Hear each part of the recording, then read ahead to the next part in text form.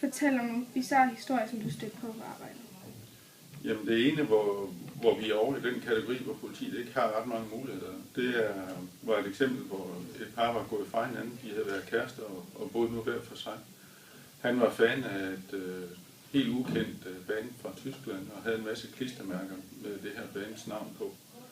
Og han kunne finde på at cykle hele vejen igennem Odense, gå op i opgangen, hvor hun boede, sætte et klistermærke på hovedafbryderen til strøm ind til hendes lejlighed, slukke for strømmen og så bare gå igen. Så når hun kom ud på opgangen og skulle tænde for strømmen igen, så sad der sådan en lille huskeseddel der med det her band, som hun vidste, at han kunne lide.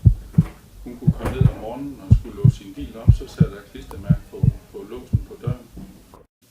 Altså alle steder, også når hun havde været på arbejde og skulle hjem, så sad der også et klistermærke på bilen. På den måde så blev forfulgt hende alle de steder, hvor hun var og holdt øje med.